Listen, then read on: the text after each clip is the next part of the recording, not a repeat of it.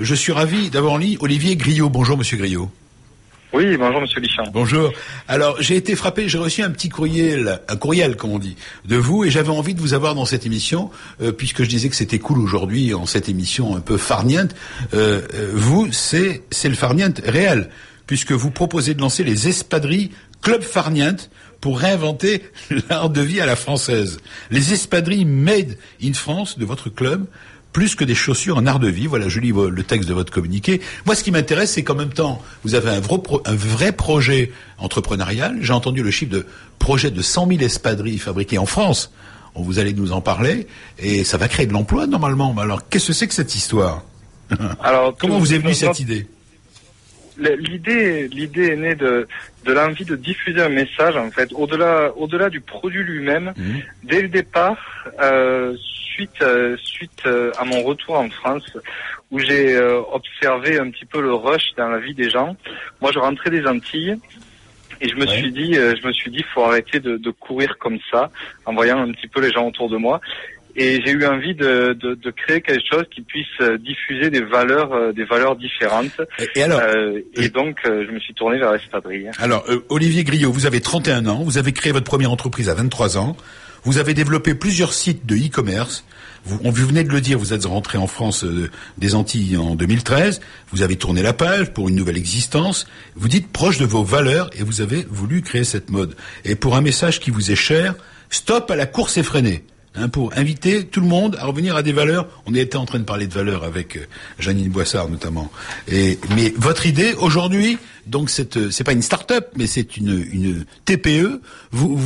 C'est quoi d'abord l'espadrille française? Qu'est-ce qu'elle a de particulier? Elle est faite en France déjà. Faut savoir que l'espadrille est quand même un produit qui est originaire de la France, du Pays Basque. Historiquement, c'est vraiment un produit français. Made in France. Absolument, complètement made in France. Il reste le cœur de la fabrication de l'espadrille est à Moléon, dans les Pyrénées-Atlantiques. Et il y a quelques décennies, beaucoup d'entreprises qui fabriquaient. Malheureusement, ce n'est plus le cas. Celles qui restent se comptent sur les doigts d'une main. Et c'est vrai que l'idée de Club Farniente est vraiment de produire en France pour conserver ce savoir-faire, car c'est un vrai savoir-faire, un vrai artisanat. Oui. Absolument. Et on souhaite nous aussi contribuer à faire perdurer cet art. Alors il faut quand même préciser pour ceux qui n'ont pas la connaissance que tout est fait en France, mais qu'il faut importer le jute. C'est cette plante qui ne pousse pas en France. La corde de jute qui est enroulée à plat autour pour faire l'espadrille, quoi. Et l'idée, votre idée, c'est de développer ce club farniente. J'essaie de vous donner un coup de pouce. L'art de vivre jusqu'au bout des orteils. J'aime bien votre esprit.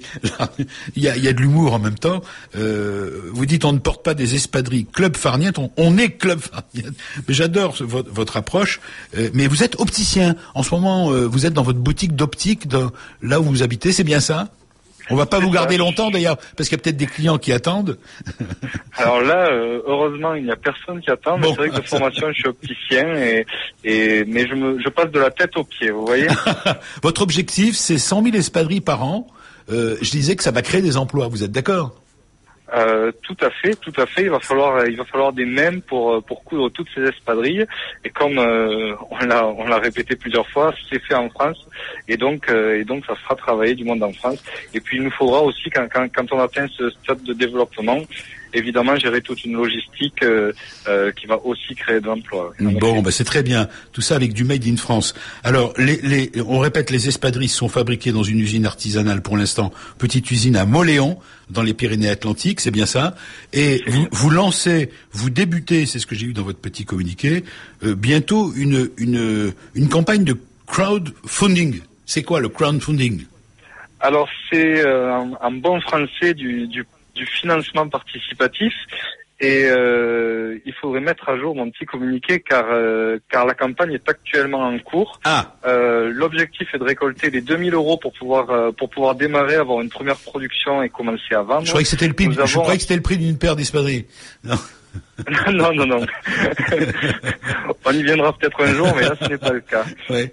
Nous avons récolté 808 € à l'heure où je vous parle, et donc il reste environ 1200 € à récolter pour pouvoir donner un vrai coup de pouce au projet et accélérer. Alors, on va donner l'adresse pour ceux qui veulent donner un coup de pouce, encore une fois, et participer à cette aventure. Allez-y, je vous laisse le faire.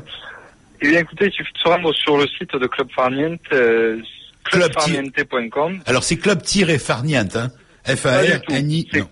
C'est tout attaché. Clubfarniente.com. Donc, oui. clubfarniente.com. Et là, vous aurez une petite fenêtre qui va apparaître et qui vous permet de vous rediriger vers le site Ulule, qui est le site qui héberge la campagne de financement. Alors, ce n'est pas du don, hein. On commande des espadrilles, on participe en commandant, et puis les espadrilles sont livrées au mois de mai. Alors, question de Frédéric Simotel. Oui, bonjour. Oui, bonjour. Alors, moi, je suis le spécialiste numérique. C'est monsieur numérique. Alors, et je voulais savoir. Il y a peut-être des espadrilles numériques, vous savez, ils marchent avec ses ordinateurs. Des espadrilles connectées, pourquoi pas. Aujourd'hui, vous comptez beaucoup sur tout ce qui est l'achat en ligne, le e-commerce. Enfin voilà, c'est un des modèles de commercialisation sur lesquels vous comptez beaucoup. Oui, effectivement, et on va mettre en place, d'ailleurs, pour vraiment permettre de développer ce média-là, on va mettre en place la possibilité, si vous voulez, de pouvoir commander et de n'avoir pas de frais de port, qui est un vrai obstacle à l'achat en ligne. Donc, on veut vraiment avoir la possibilité d'offrir les frais de port et de développer ce système-là. Oui, effectivement. Alors, question de l'autre invité témoin, qui est Janine Boissard, l'écrivain. Oui, moi c'est pas une question. Je voulais dire que j'admirais ce que vous disiez. On court beaucoup trop et c'est souvent dans l'ennui, dans le temps qu'on prend, que les bonnes idées viennent maintenant. Vous avez raison. Et à courir, c'est vrai que parfois on les perd. Et je pense que votre philosophie, s'arrêter un peu pour réfléchir, pour mieux se connaître, pour mieux être, est essentielle pour les hommes maintenant. Ça vous fait plaisir, monsieur Tout à fait, Olivier Guido. Absolument. Donc voilà, vous avez une adepte déjà. Je sais pas si elle aime les espadrilles.